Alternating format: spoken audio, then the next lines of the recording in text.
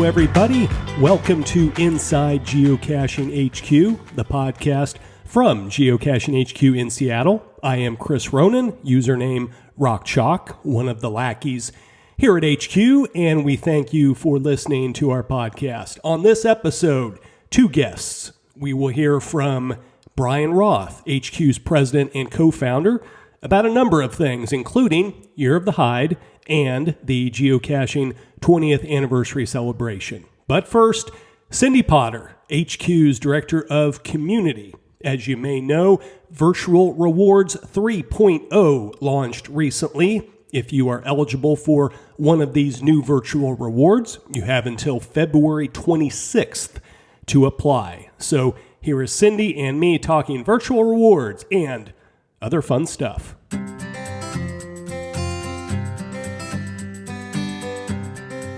For anybody that has been under a rock for the last few weeks, a new round of virtual rewards was announced by HQ. And Cindy, you have been somebody who has been kind of spearheading this project, and not just this one, but we've done a couple of, this is 3.0, the third round of virtual rewards. So for people that haven't heard about it, what is the brief rundown of what Virtual Rewards 3.0 is all about? It's an opportunity if people would like to own a virtual cache and they didn't have an opportunity before, they can apply for one. And our estimate is about 50,000 geocachers qualify according to the criteria that we came up with. So as a lot of people know, virtuals a long time ago were allowed up until 2006. And then we didn't allow virtuals at all for 12 years. And there were problems with too many of them and not good enough quality. And there were countless problems, actually. But then in 2017, we did our first launch of virtual rewards. We did another one in 2019. And then this one is the third one. And that's why it's 3.0. You can think of it like a limited release of virtuals. So we will be releasing 4,000 virtuals, which is the same that we've released each of those launches. For somebody that thinks that sounds really cool, I'd like to be involved with this. As you mentioned, there is various criteria. We don't necessarily have to go through all of it, but what are the aims of this criteria? What is HQ going for in having certain criteria for people to meet in order to apply for one of these? Right. Virtuals? Great question. Well, our sense is that we still like the idea of having them be special and to have people put effort into them. And so our intention is to allow a new set of people to earn these. So you wouldn't have somebody from one of the previous launches get one awarded to them at this time. So that's one of the criteria, is that you did not previously receive a virtual reward. And then we sort of are basically looking at activity levels. So we want people that remain quite active in the game and have hidden at least one cache in the last 4 years. Now that cache could be an event cache. So you posted and greeted people. And then you need at least 20 favorite points on your hides combined. That's one of the questions that is coming up and perhaps is confusing. But the 20 favorite points it can include your archived caches. It's all of your hides at any point in your ownership. So we're just basically trying to make sure we're getting people that are active with the game. And by opting in, it has given us an opportunity to find folks that already kind of have an idea of what might be a good virtual for their area. So rather than us choosing you actively are choosing, yes, I want to be part of this. And interestingly, in our 2019 launch, so that was Virtual Rewards 2.0, we had 91% of the cache owners actually publish those caches, which was a fairly high percentage. And partly because of COVID, it got extended 2.5 years. So they had lots of time to publish. So that's part of it. But the other part is, I believe that because they opted in, they, really had an idea and were already excited about doing it. This is the third launch. What kind of things have been learned would you say, from the first couple? Because there have been a few changes that have been made since 1.0. And one thing, for instance, that was mentioned in the blog post was that there was a lot more geographic distribution of virtuals over the past couple of years. And it just seems like there have been a couple of adjustments that HQ has made in the criteria and how they're rewarded.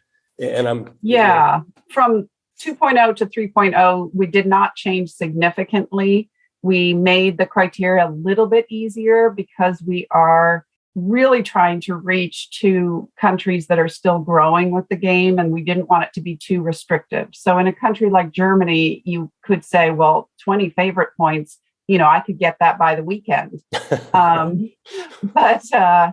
And we realize that. So a lot of people in Germany, a lot of geocachers in Germany qualify, which is great.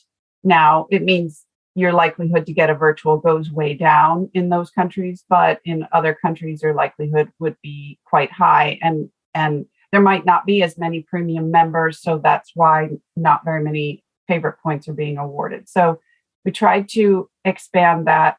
And we have an algorithm that we use to try to help us to spread geographically as much as possible.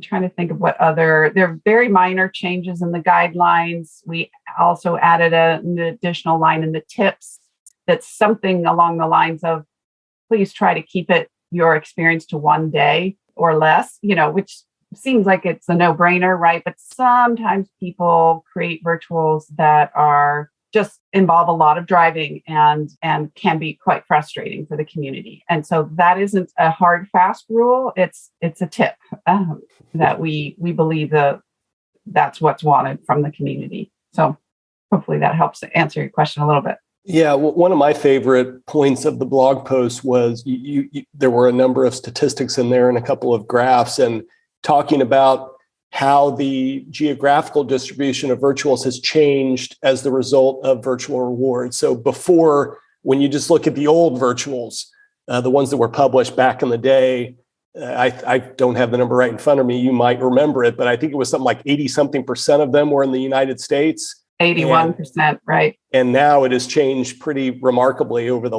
these first two rounds of virtuals. Right. Yeah. So there was 81% of the virtual. So to be truthful, that pie graph is sort of the original virtuals that are still active today. So those were the numbers I was looking at, and 81% of them are still in the US. And, that's because the game was very, very active prior to 2006 in the United States and not as active yet in some of the European countries that are so active today. But with these distributions, all three of the virtuals, we were very careful to distribute heavily outside of the US so that we could try to bring that to a better balance. And it's more exciting when you travel. You want to be able to find virtuals. Sometimes I know with myself, if I've got my kids in tow and they might say, no geocaching. So they wouldn't know if I had kind of sneakily taken a picture in front of a statue and got a smiley for a virtual. So I think they serve a great purpose.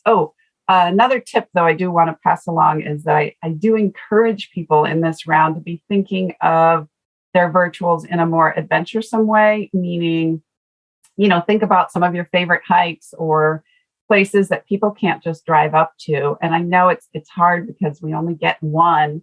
But I am personally committed that if I get a virtual, and I didn't in either of the other two rounds, but I do qualify.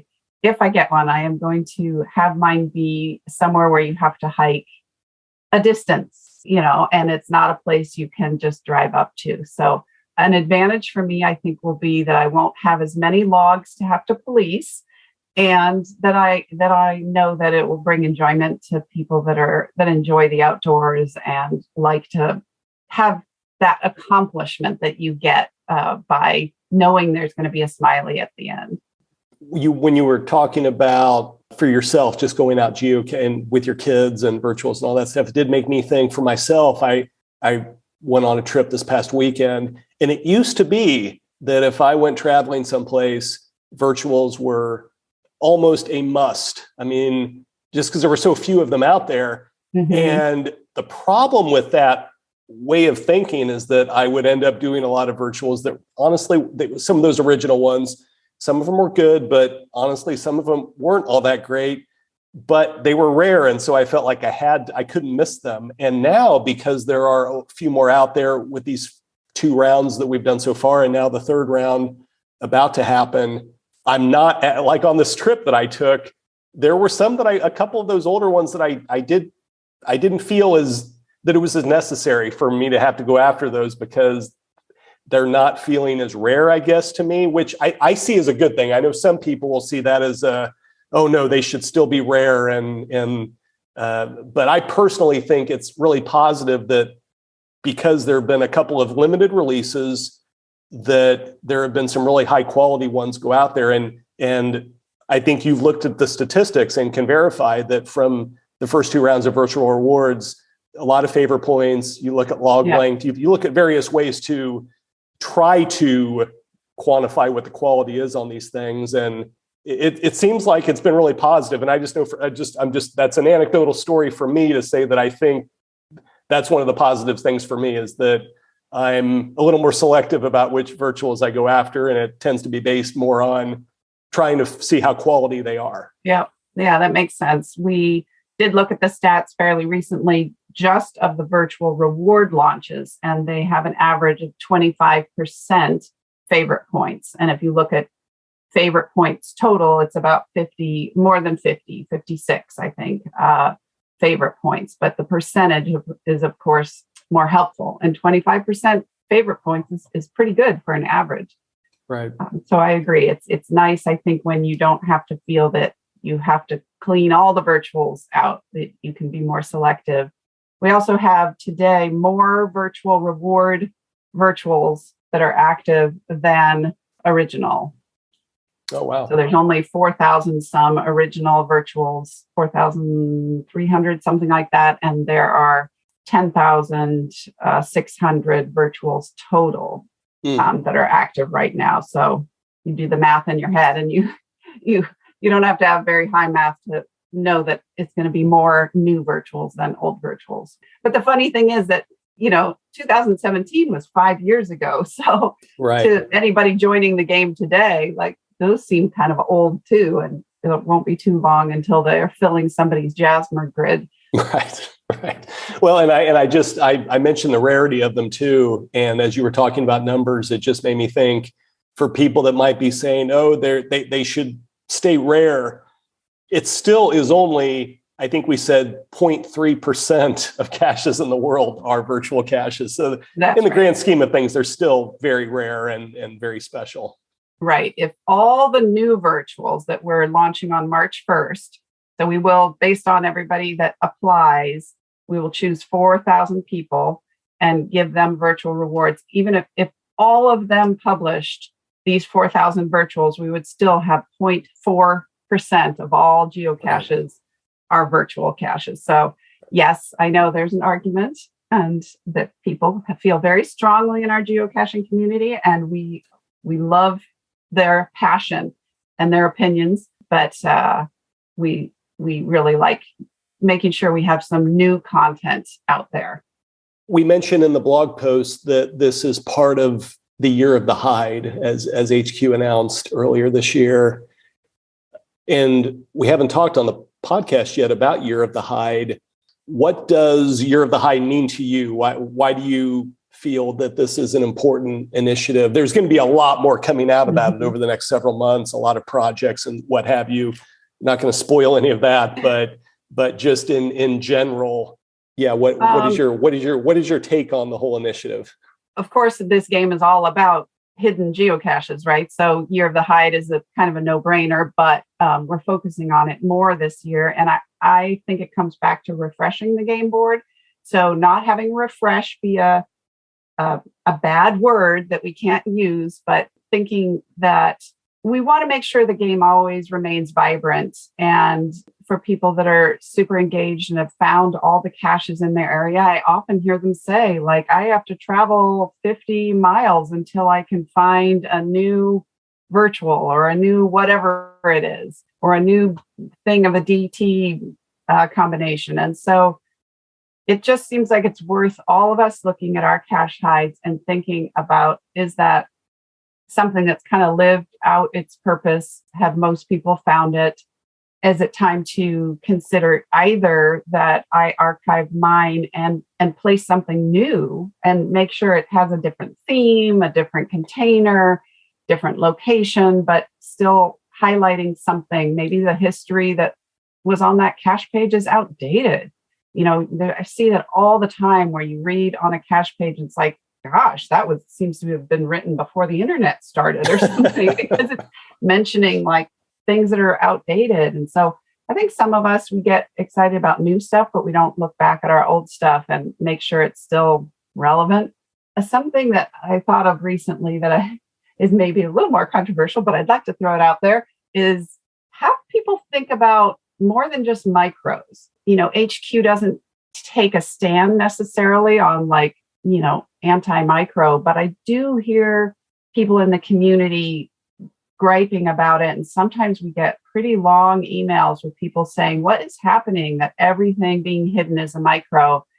So if you put yourself in the shoes of a new family that's trying geocaching, or even just a single person trying geocaching, isn't it more exciting to find a box that actually has something more significant than a piece of paper that's about a quarter inch wide, even if it has the logbook and room for a trackable or a little painted rock or something? It's so much more fun. And so if we're thinking about okay, I'm willing to hide some new stuff this year, maybe challenge yourself to think about increasing your container size and putting something more like a regular out there, so that it will be a really good experience for others, and not just a tricky something for your friends, but to think more broadly about what's best for the game.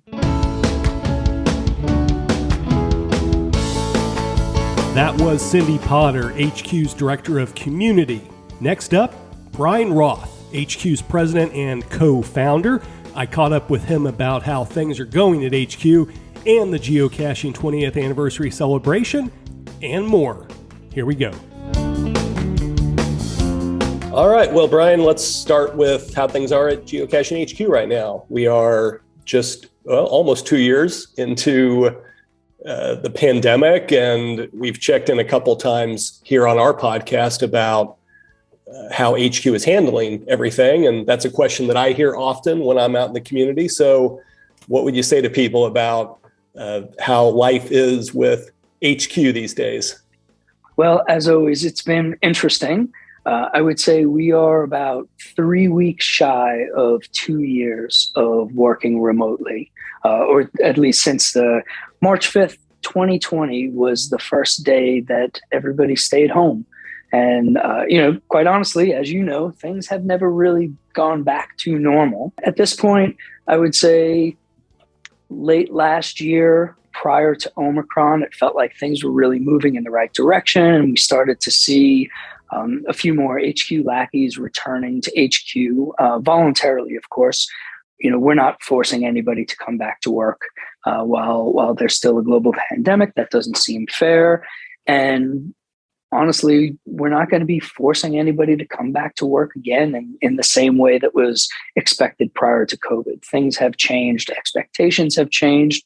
We've learned what we're capable of doing remotely, and figured that we can still be effective and serve the community in the way that we want. And so we've also grown to understand just how much employees, including myself, value the flexibility of being able to work remotely from time to time.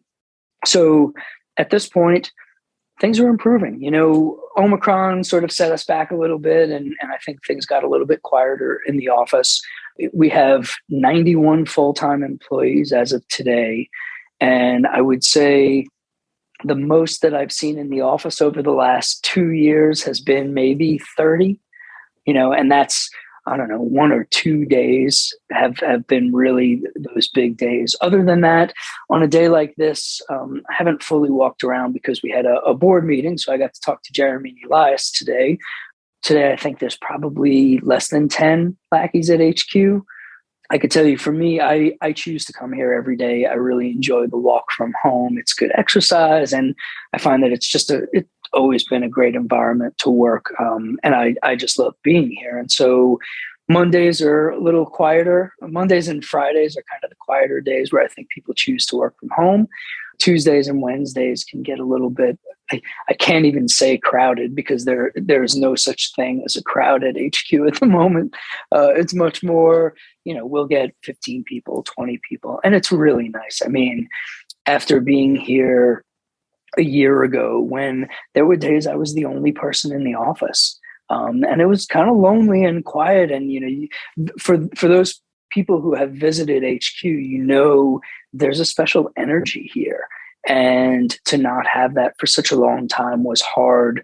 The people haven't gone anywhere, but they haven't been here.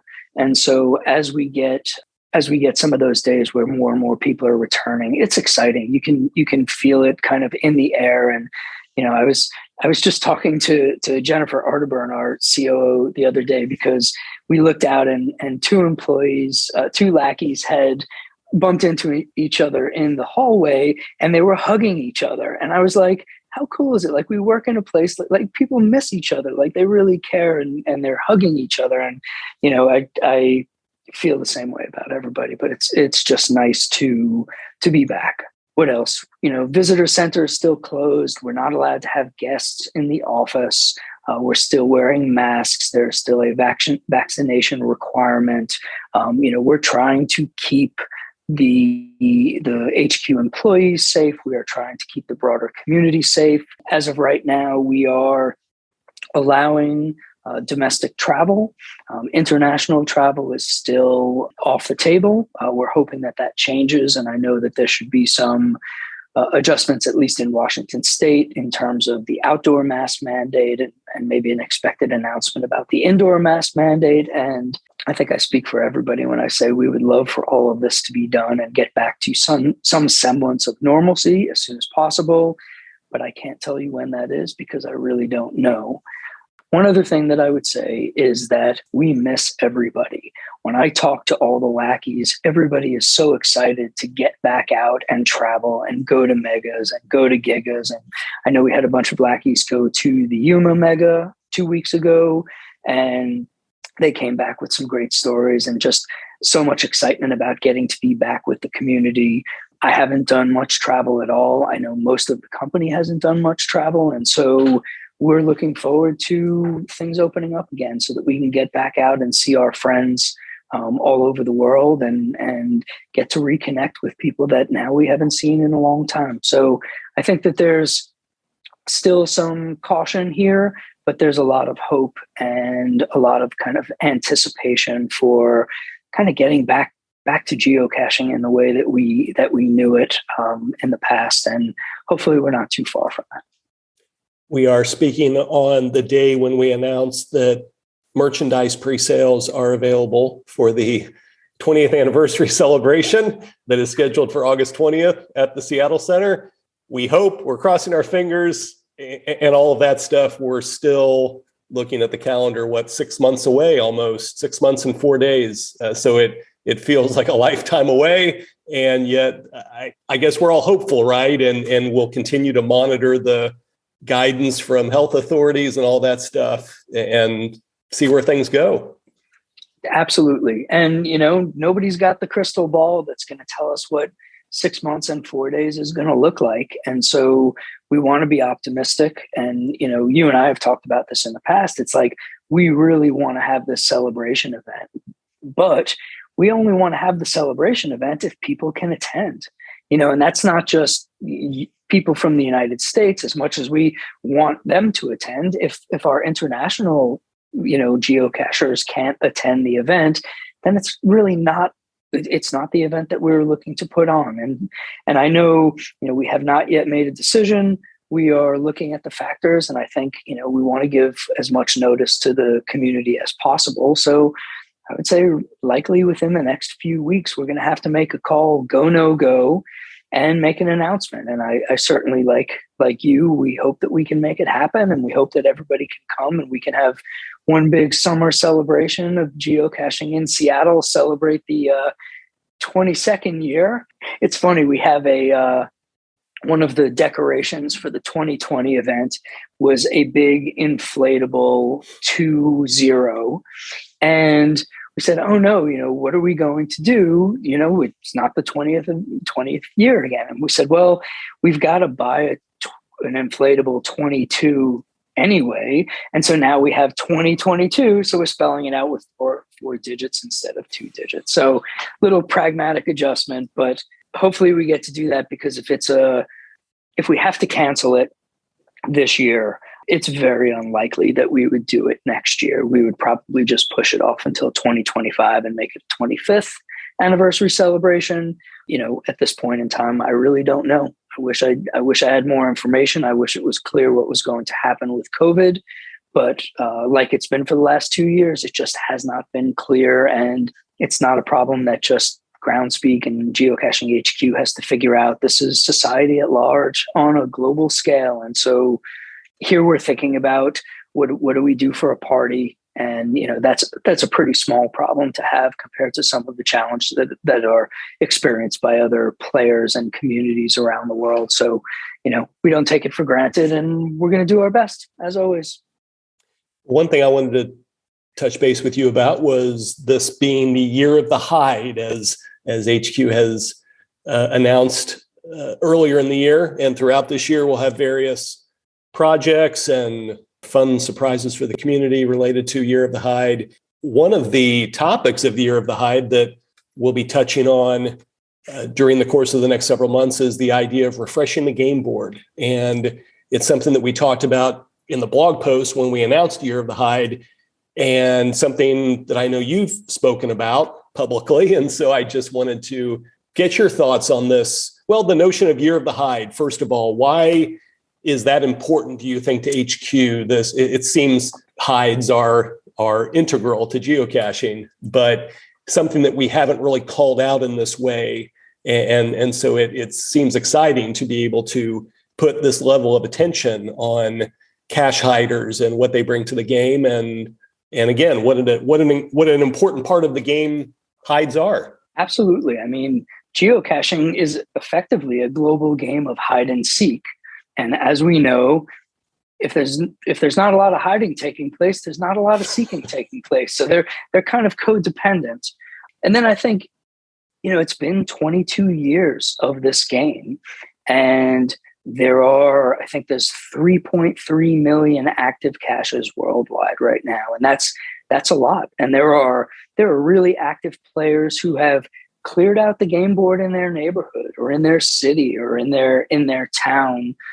And if there isn't an ongoing refresher of the game board or refreshment of the game board, well, then you run out of interesting things to do, or you have to work harder to go do them. And it doesn't have to be that way, because while there are some absolutely exceptional caches out there that will create experiences for geocachers for years to come, those should remain. But there's also some mediocre caches, some marginal caches that are out there that, hey, they were placed. It was cool. A lot of, everybody in town already found it.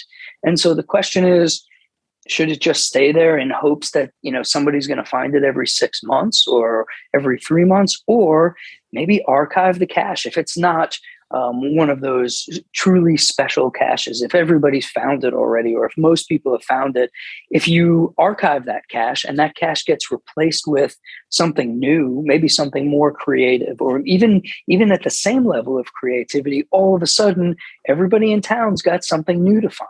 It not only, refreshing the game board essentially refreshes the game for the players, because now there are new experiences that are available. And as all geocachers know, the nature of this game is about people who have hidden these boxes out there, hidden these geocaches, to create an experience for other people to enjoy. And once those experiences have been enjoyed, you really have to look at, well, what is the value of this now? Certainly, this represents the potential for the next geocacher to come along. But at some point, a certain area only gets so much traffic, or again, everybody in the area has already been there.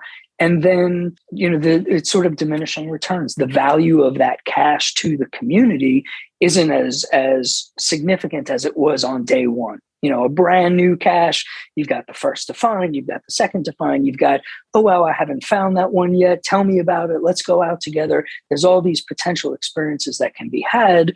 Well, once those experiences have been had, particularly by a lot of people, well, then we should be looking at opportunities for how do we create new experiences? How do we create more fun? And so that refreshing the game board represents a step in that direction. It's basically not just teaching people how to create great experiences and how to create great caches and inspiring them and incentivizing them to do that. But the other half is the benefit that comes to all the players if people are truly engaged in great cache placements and great cache hides, because that benefits everybody. The cache creators get the knowledge of, the knowledge and reward of having given something else to the community, and all the players get to enjoy a brand new experience that wasn't there before.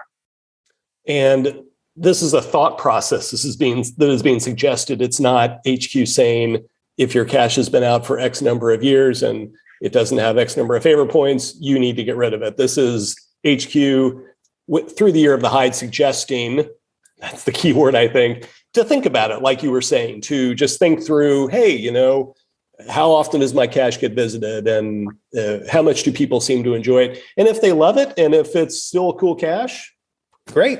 It can, keep it there if you'd like to. Exactly. If your cache is, you're absolutely right. We're not telling anybody, hey, you go archive your cache. It's an old cache. Or it's been found a lot of times. Like, at the end of the day, the decision remains with the cache owner if they want to, refresh their own, local game board or something like that. But what we are asking is, as a cache owner, or even as somebody who hasn't placed a cache before, think about what you want to give to the community. You've given, your cache has been out there for 8 years, for 10 years, for 12 years, and hey, it's being found 2 times a year. And if it's urban and it's being found 2 times a year, that's one thing. If it's, a 3-day hike to go find the cache and it's being found 2 days a year, that's a totally different consideration. So we're really asking geocachers to look at their caches and say, hey, can I make this better? Can I, has this cache seen its day? Is there a reason to really keep it? Is it getting, consistent favor points? People are loving it and we're getting great logs all the time. By all means, don't change a thing. But if it's like, hey, it's sort of languishing. I'll tell you, I had a cache that I placed over at Merrymore Park, which was where I met Heidi and Dylan 20 years ago, and, give or take at this point.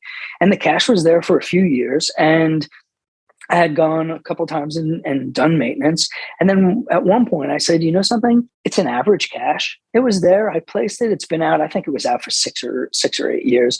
And I said, something? This is a nice spot. If I get rid of this cache, somebody else is going to place a cache here. And then other people, the people who have already found my cache are going to get to go find this new cache, including me. And so I pulled the cache and archived it. And, I wasn't sad about it. I felt like, okay, this cache had its day. It was time. And now I should go place a new cache somewhere else, or think about the next kind of experience that I want to give. And I think if the year of the hide helps people reflect on something like that, the best thing that can come out of it is people say, I'm going to refresh my area. I'm going to, you're going to refresh your area. And if everybody is thinking about this, all of a sudden we have an influx of new caches, maybe get rid of some of the old ones that aren't so relevant anymore. And that's good for the game. That's good for the hiders. That's good for the finders. And it's good for the overall game. And that's something that we would love to see. That was Bryan Roth, HQ's president and co-founder. We also heard from Cindy Potter, HQ's director of community. A lot of interesting things happening as 2022 rolls along.